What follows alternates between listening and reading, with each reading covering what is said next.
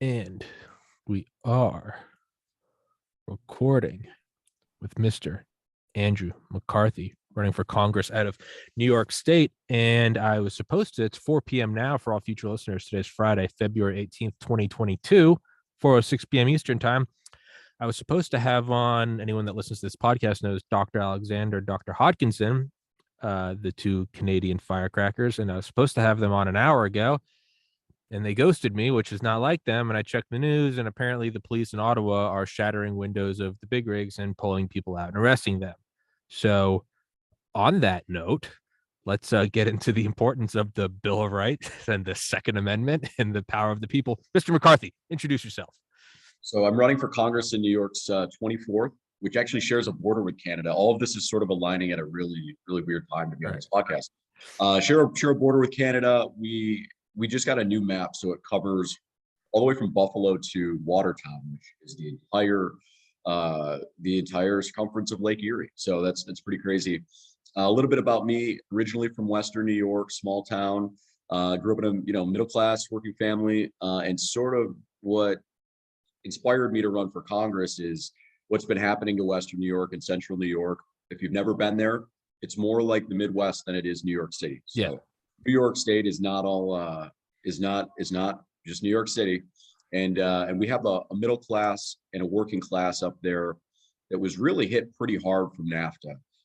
Now the societal effects of globalism and a trade deal like that sort of shells out a lot of periphery aspects of your town, of your culture, of your society. So when a factory goes out of business, the local bank goes out of business, the 7-Eleven or the mom and pop diner goes out of business, and it's like a spiraling, domino. So we've seen that happen over the last generation, maybe a little longer, maybe 25, 30 years or so. And the elected officials out of my area don't really, how should I say this politely? I don't have to be polite, I guess. They certainly don't represent their constituents' interests in Washington. And what I mean by that is that they're a Republican. There's an R next to their name, but they're sort of Republican in name only is the trendy term for it.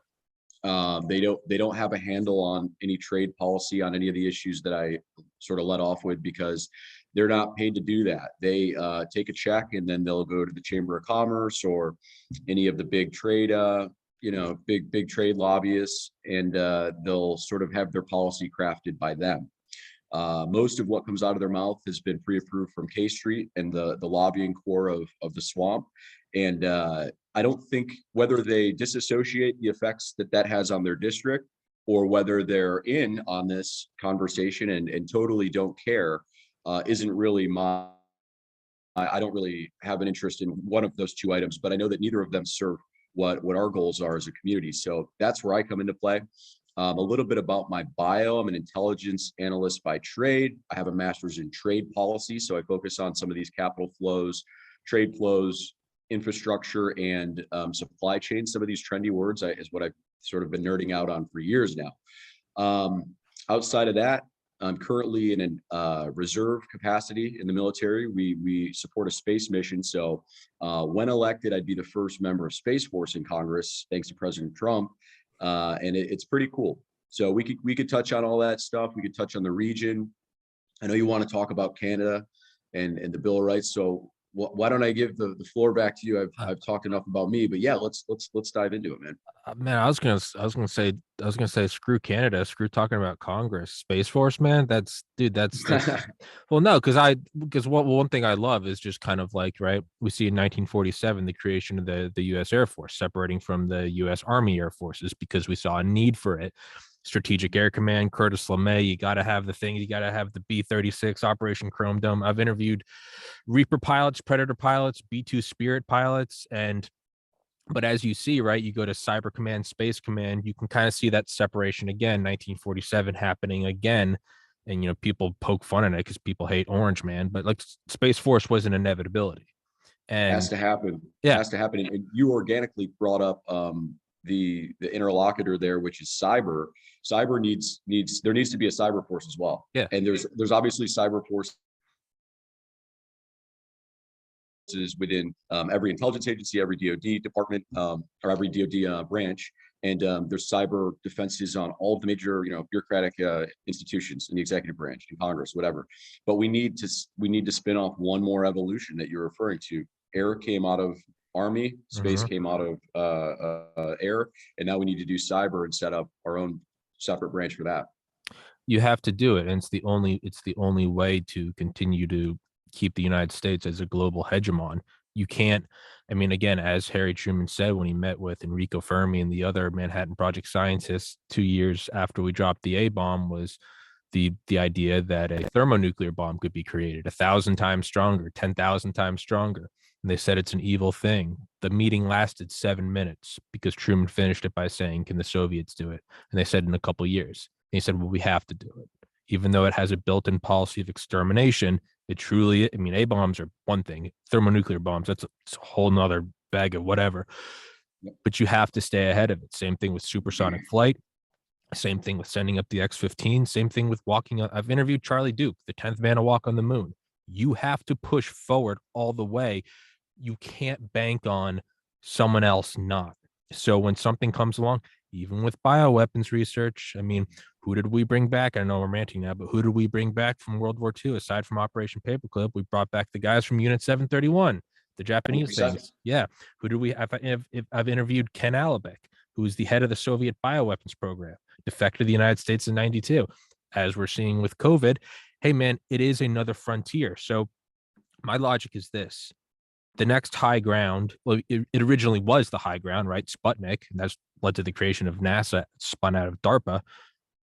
It is the new, it's going to be less of a geosynchronous satellite thing. It's going to be more and more X-37Bs going up there manipulating. It is the next battleground, whether it's kinetic strike from orbit, rods from God, or whether it's just EMP blasts. And then, as you said, kind of just might as well just go out and get ahead of that one as well. You have to have an entire cyber. You can't just have a little intelligence here, a little intelligence there, right? You got the OSS. You have to create the CIA for all of its flaws. You have to have a centralized thing where that is its mission. So I know I'm kind of you. I mean, as you can tell, you just hit a nerve, but like no. In a good way.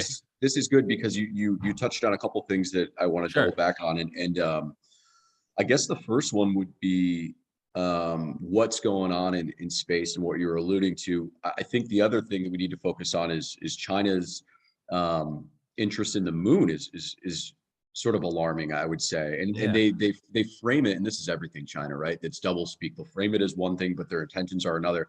They frame it as a mission for R&D and a like a reach for minerals and rare earth elements, stuff like that. Helium-3, yeah. But it's totally, there's always a dual use with them, and there's always a military aligned intention. So we got to, and I think that's almost entirely kinetic, right? Because you can do so much from low Earth orbit, from all the different levels in space on a connectivity basis, but the geographical implications of what they're doing would tell me that it's probably kinetic. So, and we don't have, a lot of intelligence on that. The other thing that you brought up that I want to double back on is, or we sort of left out, is hypersonics. So we're really concerning that we're behind the curve with China there. And I mean, that's like to me, that's as important as the A bomb or anything like that, because it takes the kinetic and strategic aspects of planning for war, and it throws out the baby with the bathwater. Like we could talk South China Sea all day long in traditional terms of military posturing, force posture, talking about the PLA, and it's all out the window if DC's gone, or if Seattle's gone, or whatever they want to take out at that time. And with a hypersonic, I mean, this is all public information. We've seen the videos.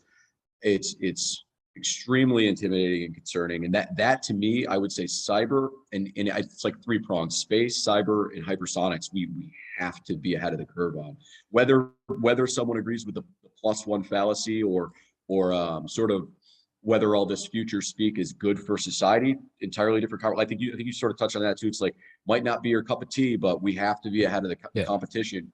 And I think Russia and China, I don't even like bringing them into the same conversation in terms of near peer competitors, because you sort of sound like swamp friendly when you make Russia out to be bigger than they are, but there's one area that they certainly are, and that's cyber. Because, and for two different reasons, China has its PLA lined up with tens of thousands of people working the mission, whereas Russia does a great job of bringing in contractors, bringing in hackers from different like I guess Soviet satellite countries. They're not always Russian. It could be Belarusian, the Ukrainian. They're all over. The former USSR states, and Russia does a really good job of incorporating resiliency and sort of a network into their network of these non-traditional state actors. But no, so a little bit of everything. Sorry to just nerd out on the audience No, there, dude. but No, dude. Screw the audience. They can get fuck out of here. No, we're going in Space Force now. This is very cool. This is the good stuff. Yeah, no. Very We'll cool. talk about Congress another time. No, but Yeah. but seriously, no, it is, because I mean, what it is it's the destabilization factor of what hypersonics are, right? That was, we get the leg up with the A-bomb, and now we no longer need tank columns to go against the Soviet Union. Then they get the A-bomb, and then it's like, all right, the mad rush for the deliverable from orbit. But once you get that, and as evil as global thermonuclear war is, there is a wildly stabilizing aspect to it. It's mutual assured destruction. There was no one ever has this conversation. Yeah, no, it's but I say this is like, it is I mean, it's statistically a positive thing. If you look at the gross number and percentage of deaths of humans from war per year, it starts going down on August 9th, 1945. Now, we've still had Korea, Vietnam, not just ours. We've had other nations. The Soviets were in Afghanistan. We just got out. All these things still go on. But we've had this we've all had guns to each other's heads, and we've been bickering. We've been kicking each other in the balls and scratching each other's fingers. And, I take one of your nuggets, you take my French fry, but no one ever goes balls out, because we've all got a revolver to each other's heads. When you get, I mean, granted, ICBMs are hypersonic, but it's a parabolic trajectory. Hypersonic glide vehicles, that negates everything. If they punch a hole through some U.S. carrier or some carrier strike group, and we go, there was no way to stop that, because of all of our stuff is based on cruise missiles and anti-ship missiles, we're going to have no other option but to escalate immediately, because it's just, you can't not strike back. You can't be a bitch. So if China does something like that in the South China Sea, and we don't have a hypersonic to return, well, we're just going to immediately go back to some Curtis LeMay energy and just be like, screw it. Here's some thermonuclears from orbit, and then we're all sitting. Not you and me are dead. Well, if you get in Congress, you might survive. But you're all going to be sitting in NORAD going, how'd that happen? I got to push back on that. I disagree. I think it's Middle America is going to get the last laugh, because they're going to be fine. Congress is the first to go with hypers. That's what's scary about hypersonics, is that they're not going to go for, and you mentioned like carriers. Well, I meant global thermonuclear. I mean, if you're rushed okay, to a bunker. sure. Yeah, that's what I was talking. Sure. Well, I'm saying no, we would have to. Sorry, that's what I mean. Is like, if they did strike us and they gave us a black eye with hypersonics, and we don't have a hypersonic to return, we're not going to take it laying down. So for better or worse, we're going to die. If you shoot me with the BB gun and I don't have a BB gun, but I have a shotgun, I can't look weak. So now I'm going to kill you. And it's like, dude, he shot you with a BB gun and you just shot him with a shotgun. But that's what we're going to do. If we can't return with whatever, it's the Dongfang missile, we're just going to send over a couple thermonuclear warheads, a couple Mark 83s. And now we're all going, how did that happen? Sorry. But no. That because what other trajectory would there be? Like what other options are there? And it's almost like you said, you're so behind the curve in one element of the battle that we're like, hey, we still have this, but we got to go balls to the wall here, because we got to prove that we're not taking this lying down. But totally nailed it. I think what all three conversations, the cyber, space, and hypersonics, yeah, kind of alludes to, is that, and you're seeing this happen with trying to think in the private sector, like Elon Musk and what he's doing with his investment in space, is going smaller, cheaper, faster. And you could you mentioned carriers, like we don't need Air Force carriers we don't need to be pumping these things out once a year. I mean, we're good on those, like 20-1, I think, against Russia, or whatever the number is. But the point, and we have 0 frigates. So it's like, China knows that in the South China Sea, if we do want to talk traditional kinetic activity, they're smaller and faster, and they need to catch up in, submarines comparatively to us or Japan or Australia. But in frigates, it's like they have a couple hundred, whatever it might be, and their ship count is certainly higher than us across the board, and including if you lumped in one of our smaller allies. The ship count is crazy because they know that they're up against the entire West and all the IC treaties that we have. So I think they know that you don't have to be the biggest guy on the block. You have to be smartest, fastest, sort of the leanest. Mm-hmm. Yeah. And again, it's like there's sort of been an established ceiling. It's like we all have these like I've interviewed some of the guys, but like we all have these nuclear subs that are out and they're invisible and they can come up from under the Arctic ice 2 months later and they can waste your nation. So we've kind of like established this ceiling that no one's going to go global thermonuclear. Not even the defense contractors. There's no money to be made there. There's no money. Hey man, we can keep milking the game, but the game has to exist in order for us to keep going, right? How are you gonna remodel your kitchen in McLean, Virginia, if there's no more war? It's like the Joker doesn't want to kill Batman. You got to have it going. You got to keep the hate. But regardless, so I look at that, and then that makes me think of. I think there's one more that might fall into cyber, but I've interviewed Brigadier General Robert Spalding, who wrote the book Stealth War. He was on Obama's National Security Council. He was a one-star general, flew B-2 Spirits. But his whole thing is about China's Belt and Road Initiative and everything you're talking about right now, just China being smaller, faster, doing different things. I brought it up with him, and that was episode 160. This is episode 712, so it's been a minute. But one thing I think of is it almost seems like the internet's the one thing, and I know this sounds like such a boomer talking point, but it's like the internet's one thing that saturates it all, right? Whether it's not necessarily about who has hypersonics or who has missiles or who has satellites, it's the sea of ones and zeros that exists in its own dimension. How do you dominate that? You can only have so many human minds working on it. What did they used to call the original guys that would calculate the artillery tables? They called them computers because they would compute. So what did we do to actually get the thermonuclear bomb? Created ENIAC and MANIAC, actual computers. And that's how we were able to calculate the secondary and tertiary generations of reactions to create fusion. So the point of me saying all of that is above Space Force and hypersonics, it might almost be if you establish quantum supremacy. I knew you were going to go. Yeah. Beautiful. That's the downwards water. You might be able to fix that. It's like when you fix like the core of your life, when you get a steady sleep schedule, when you hit the gym and you shower, shave, do some meditation, everything else slowly kind of starts to fall in line, right? Very weird how that works. Yes. Yeah. What are your thoughts on that? And is that kind of beyond this? Actually, I guess we've already started, so we got to take this to the nth degree. Quantum supremacy. Yeah, we've already started. 99% of people have clicked out. Screw them. I don't care. Yeah. So you're entirely right. You framed it perfectly. I think that they don't need it just for offensive capabilities, though. China's, I don't know what the number would be off the cuff, right? Bringing on maybe 1 million people a month online. So they need it to preserve their domestic control system, and preserve what they have internally. I mean, I think that's the biggest threat that China's facing is this overwhelming population that's becoming wealthier, more informed. They're traveling. They have done a great job, and I don't defend this system, but they've done a great job of organizing and maintaining control, and at the same time opening up. And we've seen that economically. And now, are they killing millions of people in Western China? Is there a slaughter there? Absolutely, not defending that.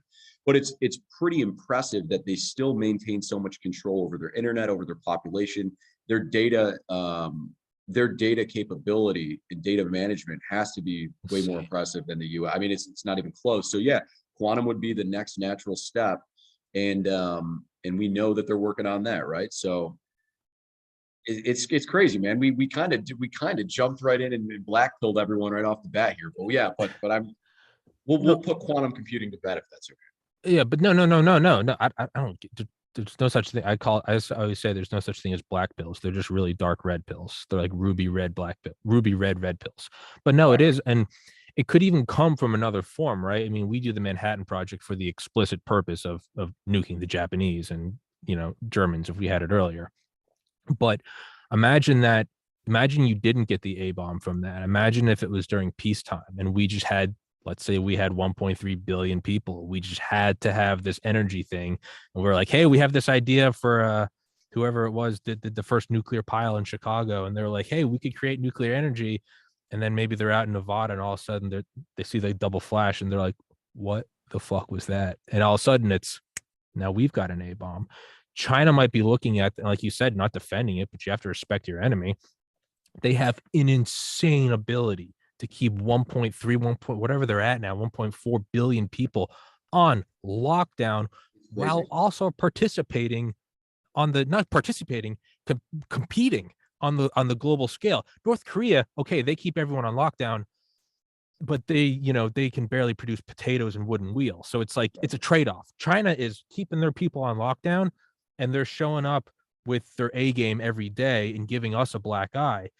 If that thing, if they have to build bigger and bigger computing to keep their people down, they might create the A bomb inadvertently and then have it, if that analogy makes sense. It does. And the other thing is they're exporting that ideology along the aforementioned Belt and Road that you were talking about. So as you go to do a trade deal with them or a development deal or if it's simply aid, they're exporting that ideology that, hey, look, we're going to lead off with the fact that we were once a second world developing nation, just like you, Uganda. We'll just use a country, along the BRI. Actually, they took out quite a bit. There's multi-billions invested in Uganda rail system. Their what do you call it? I forget. But anyways, when you go there, they essentially say we can teach you how to go from shit to sugar, and it starts with control. So when they build out these telecom networks, Mm-hmm. there's always these inherent, they're not bugs, they're not flaws, they're inherent, that you need to control your people, you need to control the data. It will take you from where you are to where you need to be. Also, if you take out our loans, we are going to spy on you, so we have data on your country as well. And any infrastructure project they like to lump in together. So if it's traditional infrastructure, road, bridges, highways, rail is very popular for China, and the ports.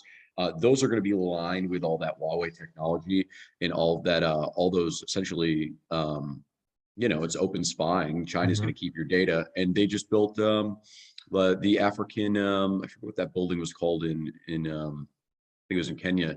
It was totally outlined with bugs all over it in terms of their capability to spy on data. So I think China also is hedging their bet by saying, if we can teach enough countries that this is the way to go, there will be no clampdown, and the reverberation, sort of the echo that we will produce back onto the country, is that actually, no, you guys are impressive. This is the right way to do things. We're getting external feedback saying that, well, this country is an admiration of us. So even the domestic populace within China would just say, no, it sounds like everything we touch turns to gold. So how bad is it really? And that would stop them from necessarily bucking the system or I guess becoming too free. It sounds sad to say, and it's just very like inorganic as an American, that it's just an uncomfortable feeling. But they're very Orwellian by nature and by design, and it might just work is the scary part. Yeah. Yeah, you can tell whenever I have on the doctors when we talk about vaccine mandates and censorship, or whenever I start yelling about China, is when my face starts to turn red. So that's the indicator. You can mute the episode and you know what it's about. But yeah, no, I mean, with the Belt and Road Initiative going in, building all this shit, not just the backbones that they can tap into, but also showing them, here's how. Do you want to clamp down on your population? This is how you do it. I mean, was it Iran or was it Syria that during the Arab Spring, they were one of the only nations that they didn't shut off the internet. I just finished this book called Black Code, and it was about how, I mean, I remember the Arab Spring, and I remember they're using all these different ways, this kind of asymmetric warfare, the rebels using Twitter and Facebook and all that stuff. But one, I can't remember who it was, Syria, Iran, whatever. We'll just say it's Iran. They didn't shut it off because and that's how they were one of the only ones that weren't completely screwed over. I don't think it was Iran, but we're just going to use that as a placeholder. Sure. They left it on, and they put the hand in the glove, and they were able to track everyone, watch it. The best way to beat the opposition is to lead it yourself. They tracked all of it, and they cut it off, and then they evolved. Whereas other nations start to crumble, like Egypt.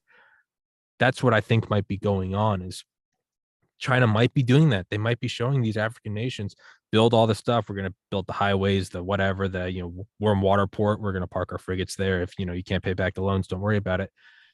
They might be showing them that it's kind of come to the dark side. Yeah, and I think you don't have to twist their arm much. I mean, most of these nations that they're doing, most second, we'll call them second world nations, are run by corrupt governance, or dictators outright. So you don't have to twist the arm much. Now competing in the sort of like, man, and it sounds like just very boomer is the word, but like, I guess traditional like neocon language to compete in the marketplace of ideals or ideology here and win out against what China's brand is and brand America is. It's something that you still have to do, and we're doing a terrible job of it because when they do a brand for brand comparison, we'll use that that analogy. China likes to say, and China is great with disinformation and misinformation when they exploit something like a BLM protest, or if a cop shoots someone, they'll just blow it up and say, you got to see how bad it is in America. You can't, too much freedom's a terrible thing. Look, they don't even know how to manage themselves. They can't handle themselves. So their intelligence abilities and capabilities and agencies always exploit domestic stuff over here. The Persians do it, the Chinese do it, the Russians do it. They do a great job of basically putting the mirror back on us, and then obviously, revving that up. So I think part of selling China is bashing America, and that's put in a basket everywhere they go. And they're doing a great job. I mean, we got to get better at I don't know if it's through corporate entities or the State Department. Certainly DOD's done a terrible job for imaging or for branding purposes. We need to repackage almost in like, and I think Trump did a great job of this because it was always on a bilateral level. I think what we're experiencing here from globalism is that multilateral exchanges don't benefit. They don't just benefit the U.S. domestic or take away from the U.S. domestically, but they also don't help us on the global stage. Because like the UN's sort of a joke. It doesn't work to our advantage. But Trump went in there and was like, hey, we're going to do this, just me and you, Japan, or just me and you, Israel, or just me. And when you have the one-on-one conversation, first off, I think it creates more of a fair playing ground naturally. When you have something like a multilateral trade agreement, like the one that Obama wanted and Trump got out of in Southeast Asia, it's not fair to us, but at the same time, it's like when there's 20 different countries having this conversation across the room, no one's really hearing anything. It's just sort of everyone stating their claim, and then a contract gets signed. Whereas I think the Trump administration shut that down and said, globalism, no thanks. We're going to do, it's got to be America first. America first is the boilerplate, right? By design. That we're going to start inspecting all of one of these agreements individually.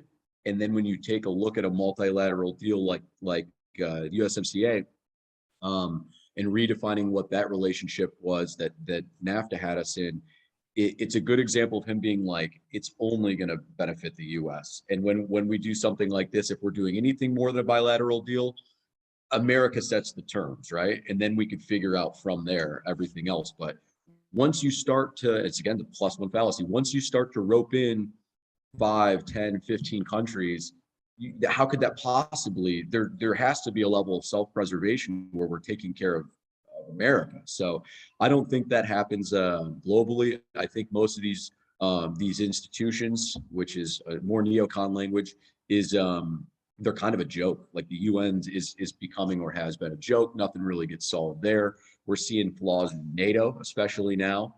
And that's sort of a more complex conversation. But even before what kicked off in the past few weeks, Trump exposed that too, just on the funding aspect of NATO, how big of a joke that is. You're seeing countries within the EU tell them that the EU is a joke. It's not just Brexit. It's happening in Spain. You're having pushback in Poland. You're having pushback across Europe on global governance, and it doesn't, because it's ineffective. And there's, what you're trying to do is say that everything is the same, right? That one country is as good or as bad as another country, and that citizenship within the EU are all the same, right? Poles are no different than people from the UK. And I think here, this is a tough one for some people, but it should be just fine for your audience. Some cultures are better than other cultures. That's okay to say. Yeah. But you're told that's not okay to say. And, Yeah. and that some political philosophies are better than others. If we get scared to have that conversation, then you will see China surpass us, because that ideology will take over the world. And I mean, there's nothing that really pisses me off more than communism itself. So that would be a scary place in terms of, I guess the snowball effect of globalism and where that could take us. We got to start looking inward and rebranding and structuring some of these relationships we have if we want to be the global leader. And I mean, I think we should keep persecuting these neocon terms, because it's like we have to use their language. There are other options here, but you find the rhetoric ingrained into your language, because it's like, if you've ever studied this stuff, if you ever have to work on it, you're like, the global community, what is this? Yeah, it all, you know what I mean? You're inadvertently just quoting like Cheney and Rumsfeld. You're like, listen, guys, the unknown unknowns, it's a long, hard slog. And it's like, you just look in the mirror, you're like, what have I become? But Who like, am I? yeah, you're like, Jesus God. But no, it's the kind of, I've interviewed David Hoffman before, author of Dead Hand and another book, The $1 Billion Spy. It's all about Cold War. But his point was, he had a great point in it that kind of, I think, had nothing to do with the rest of the book, but kind of superseded it. And it was kind of like we talked about earlier, China having to play on the global scale as well as keep everything at home beaten down. The Soviet Union tried, they did well. They tried to do that forever. But then there are these sort of limitations, like the guy in the book, I think it was Oleg, stole a bunch of secrets about like the MiG so that we could design the F-16 so it would surpass it. But the point is like, there's only so many things he could do, like even as like an intelligence officer, because like they weren't allowed to have more than X rolls of film, because they're like, well, what other pictures are you going to take? Even though you're a KGB agent, you could never have, they would never give you too much money, because what if you started abusing it, and who knows what you're piecing together? Are you piecing together a radio to listen from America? So you have all these things, and what Hoffman calls, and granted, he has a book called The Dead Hand, which has nothing to do with this, but he called it the hidden hand, kind of like the invisible hand of the market.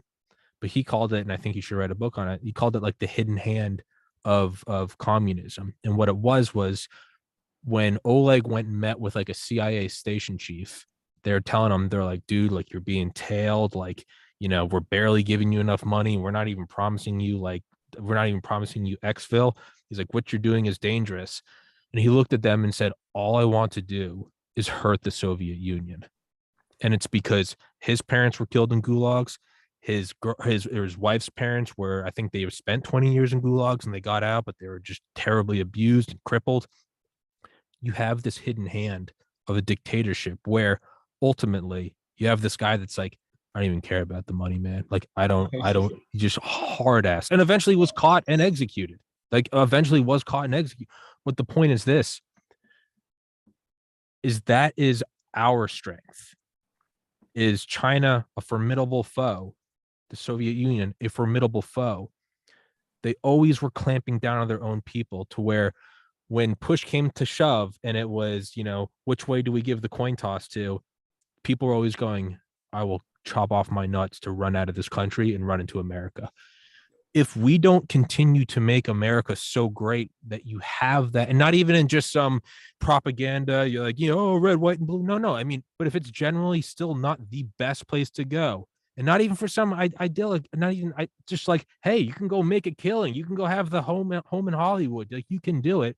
If we don't have that, then it's only a matter of time before China surpasses us, because ultimately it will come down to who's wielding the biggest stick. And we have it now, but Great Britain, no one even pays attention to them, but they used to be the law of the land, right? The sun never sets on the British Empire. Who's even talks about the Ottoman Empire anymore? we are, we're big dick energy now, man, but we're going to be a relic in the past eventually, unless we can keep that thing, the hidden hand of people wanting to escape totalitarian regimes. You're always going to have someone high up in Chinese intelligence who's just thinking like quietly, like, dude, if I ever get a chance, I'm running the fuck out of here with my kids. We're going to New York City. We're going to change our names and we're going to, you have to have that. And if we don't preserve that and grow that ear, then it's just China's for the taking. Sorry for So that rant. no. That was beautiful. So in terms of the Soviet example, I was telling someone the other day, we're not going to do it with blue jeans. We need new blue jeans. Like Yeah, what is yeah, it? yeah. Who wants to be American and why right now? Not a conversation that we're having enough of, including domestically, but because there's that too, right?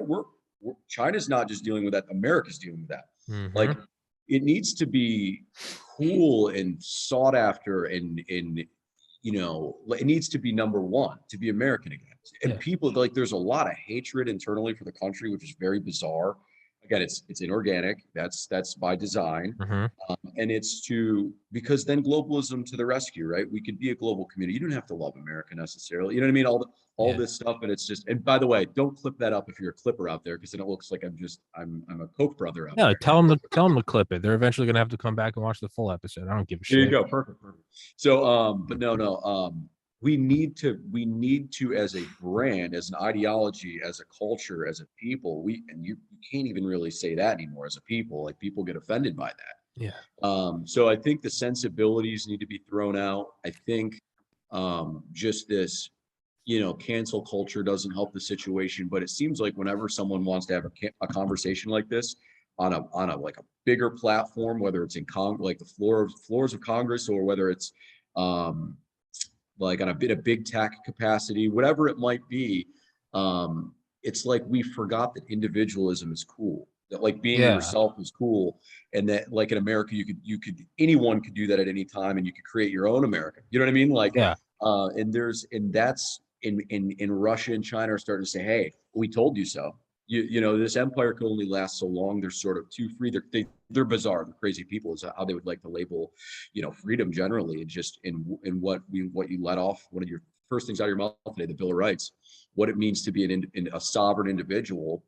And I think that they're saying, and part of the branding is that it's not just globalism, but government can be the solution. You're part of something bigger. I know that's China's doing a great job with that right now. They're taking traditional ancient Chinese ideology, Mm-hmm. infusing that with Confucian thought, and then amalgamating that into what they are, China 2022. You know what I mean? Mm-hmm. Like in saying no, this is the same China that we had a millennia ago. We know 6,000 years ago. Yeah. that's not true though. I mean, obviously, but and there's not a whole lot different from a monarchical relationship in medieval England or 1,000 years ago in China. That's more similar than say China 1,000 years ago in China today, obviously, but um, they're doing a great. They keep up with branding, man. And we sound like we're like PR professionals, but that's what this is. Like China's maintaining China being cool with their people.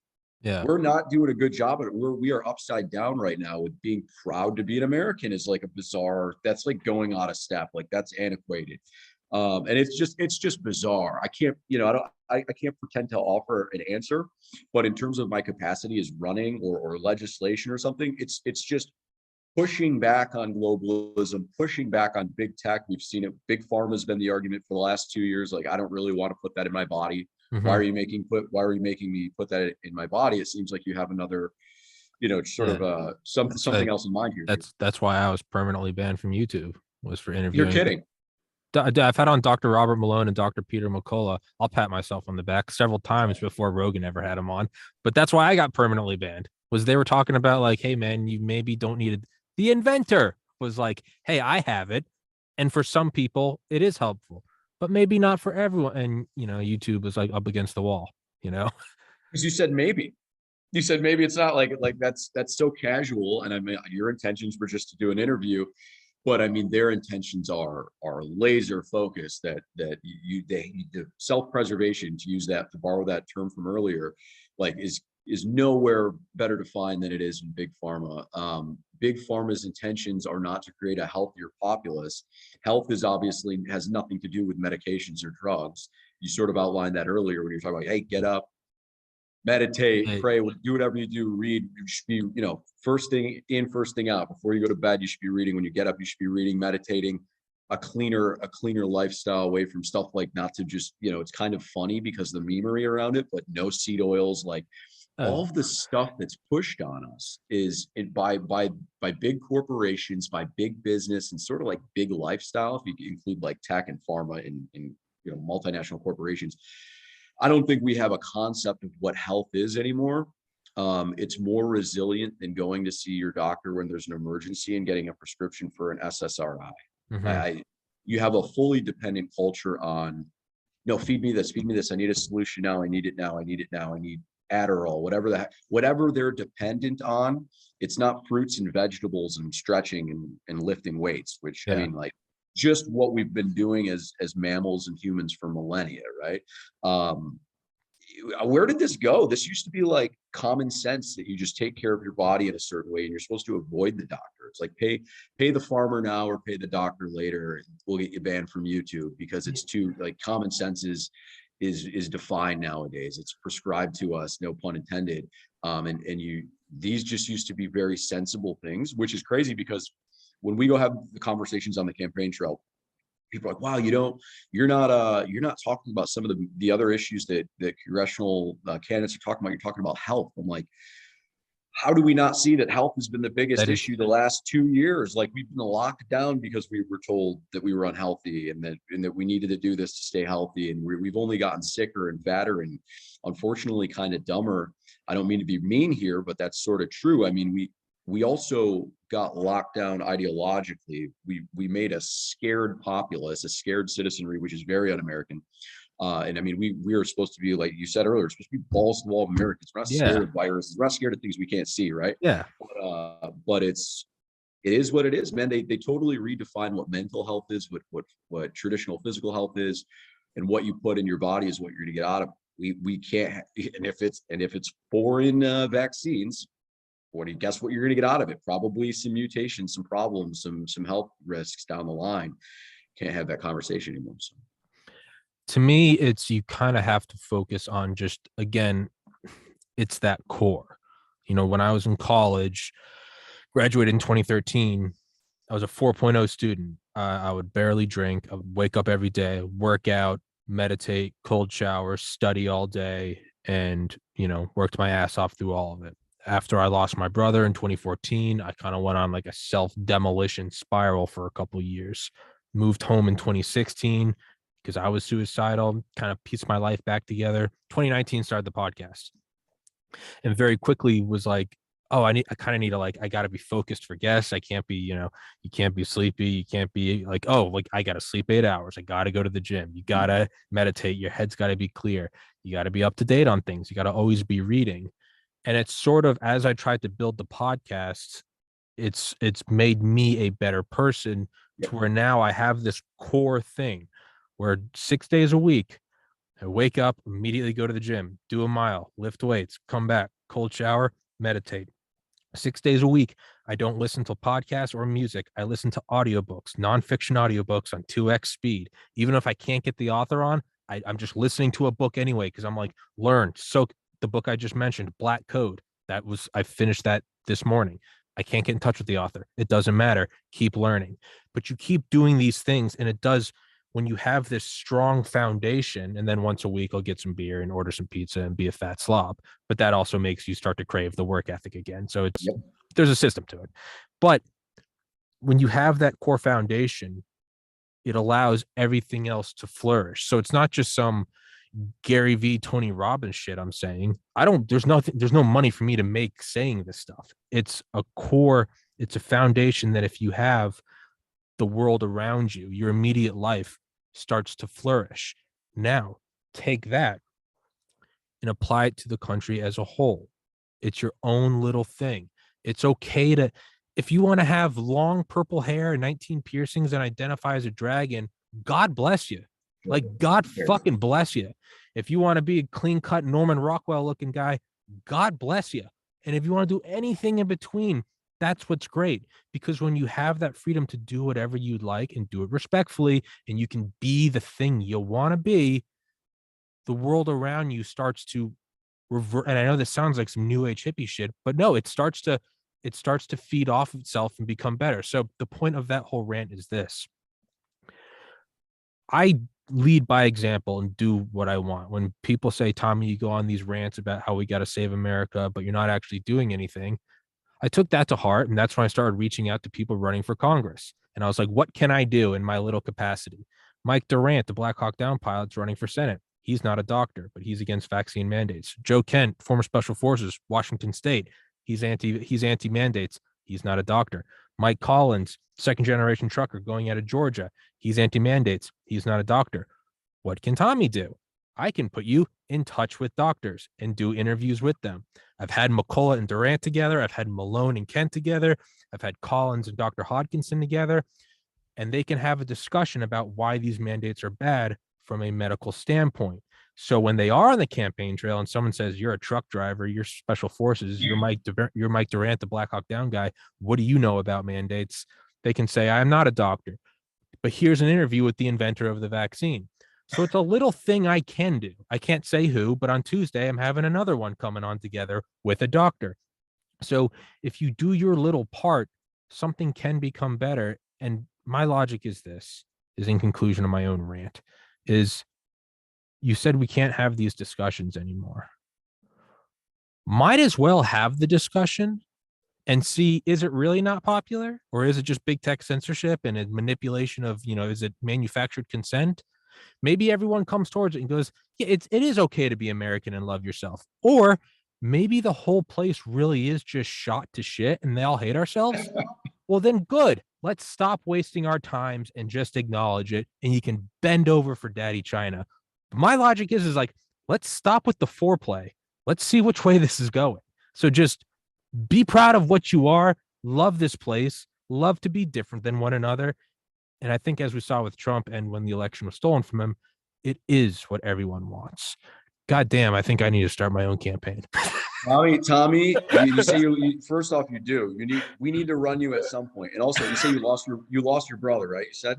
Yeah, in 2014, when I was 23, my 27-year-old brother committed suicide.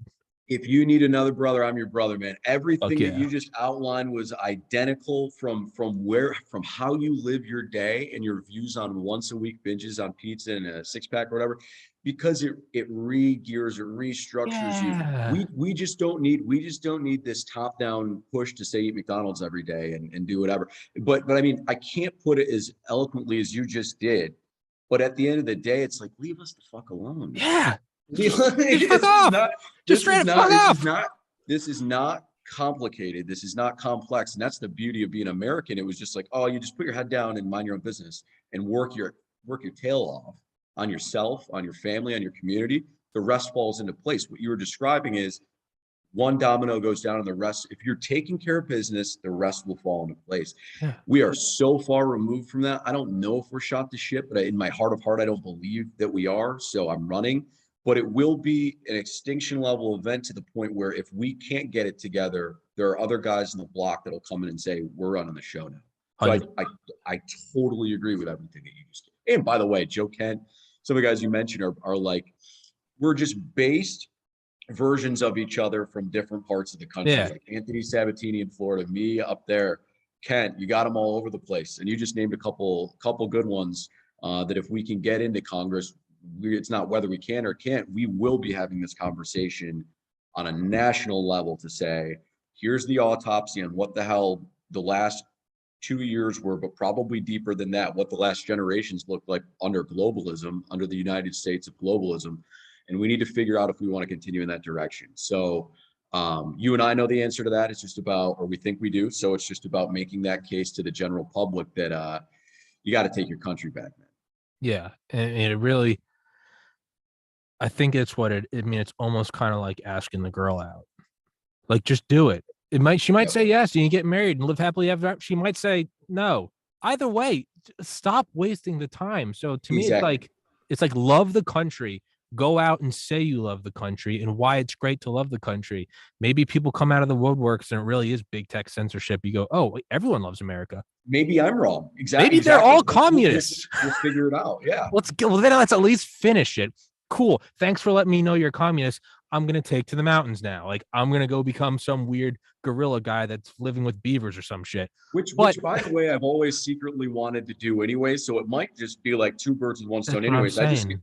I get to go be a Buddhist and live off salmon that I That's what I'm fish that day. saying. That's perfect. That's what I'm saying. Is like, but either way, like, let's figure it out. And I do believe it still is that way. I have two friends, Prince from Kosovo and Ivan from Bulgaria. Both guys I worked with about 10 years ago. They got their green cards. They came here. Ivan's now a professional bodybuilder living in Hollywood. He's making a living. Prince is now a physical therapist in New York, married. They're both the American dream. To me, it will continue to be replenished because there are people that still see America for what it is. You always hear people say, the more you travel, the more you realize just how like not great America is. And I'm like, well, let's take that one step further. The guys who have traveled their whole lives living in Eastern Europe, they love this place more than anything. So I'm not sure how well that logic holds up. So I'm not convinced that the American dream is dead. Maybe I'm a doe. Maybe I've been drinking the Kool-Aid. Maybe I'm doe-eyed, in which case reality will smack me. I don't see why we can't still win this shit. I'm with you. And here's the thing, it's going to happen either way. So when you go to ask the girl out in this conversation, you're going to find out pretty soon if we're smoking crack like Hunter Biden or if the American dream is not dead. Yeah. So whatever we figure out, it's better than being scared and living in your pods and eating the bugs. Because I'm not doing that. Yeah, that's not on the menu. No, it is not. And Klaus Schwab has not responded to any of my emails, and neither has Henry Kissinger. But but is that because the podcast is small? Is that because I'm a psycho? Listen, we don't need. I don't know. But yeah, man, there's a reason why I'm having individuals like you on. Is like I would love to be talking about, did JFK fly in a UFO or some shit more than like that would be more fun. But I'm not convinced this shit's over. Maybe it is, but I'm not willing to just bend over and say, I guess this is how it is now. Like, let's fucking try. Dude, the fight we have is such a joke in comparison to the fight of World War II. Think about that stuff, or like the revolution. We have to post memes on Facebook and people say, oh, you're a right winger. And you go, oh, they don't Snapchat me anymore. What about getting a musket and charging against some fucking British guys or running up with MG42s, blowing your buddies to bits? I'll do the podcast with the American flag. Thank you. Yeah. I'll throw an American flag in the back and let people that know that that's okay. That's my battle for the day in a bigger war, right? In the meme war and it's joke about it's a clown war for a clown world. Let's get our shit together. Yeah, I know. Seriously, honk honk. And yeah. No one's gonna watch this episode. They're gonna be like, dude, these two psychopaths just went on some red, white, and I don't care. I have to come back. This has been too much fun. Yeah, dude. No, this was fun as fuck. I don't think we really got anything done in terms of like what you're doing specifically. I'll email you. We'll schedule one for like next week or something. We'll do an actual. We'll actually do a podcast. You started out with Space Force, and we were just off to the races. So it was all downhill after that. Fuck it. I think it was uphill. I think it was beautiful. That's the one I like. I know if my face is turning red, then it's a good one. So very good. Yeah. Well, no, I will email you. We will actually do something on everything going on in New York and Congress and pertinent issues because and bring me on with one of your other candidates or doctors or whoever you think would be a good third that's going to keep you and I on the rails here, because you and I are just going to go back into Alex Jones land unless we get a doctor or a candidate on. I don't know, because I've had on Joe Kent several times, and every single time it devolves into military industrial complex. And to the point where even I'll be like, Joe, is any of this pertinent to like you running from Washington? I'll be like, no, it's not. But we'll be screaming about Space Force and the future of the military industrial complex and, the maintenance of empire and rare earth minerals. And we'll have to bring it back down. I'll be like, so what are you doing about vaccine mandates? I'll be like, shit, you're right. And I can't talk about rare earth elements in China's pursuit of those in Chile anymore. For the next 45 minutes. I know. That has nothing to do with my district. Right? I know. I have Mike Durant on, and I end up asking him about like the Tic Tac UFO, and I'm like, hey, would you like to fly that thing? And he's like, I think it looks pretty sick. And I'm like, we're not covering anything on your Senate run right now, so who knows, man? I don't know, but no, we will do it. I'll set something up. If you want me to get doctors on, that will take a little more time. So we can, again, we can do multiple ones, dude. It doesn't Yeah, matter. we'll get creative with it. We'll think of like the perfect third person that's going to make sure that we actually do a podcast. Yeah. Yeah, absolutely, man. Yeah. Or send me your ideas and I'll try to piece it together if I don't have that third person. And yeah. So stay tuned. We will do a pertinent, relevant podcast. This one had to happen though. The Space Force had to happen, the hypersonics had to happen, quantum supremacy. Whatever. All right, man. Had to happen. Yeah, man. Thank you so much. I'll email this to you when it's up. It'll be up later this evening. I'll email you. We'll set up more podcasts, try to get third person. And yeah, thanks for everything you're doing. Thanks for your candid nature. And thank you for an hour of your time, my friend. Thank you for your support. I'll talk to you soon, brother. Fuck yeah, man. God bless America.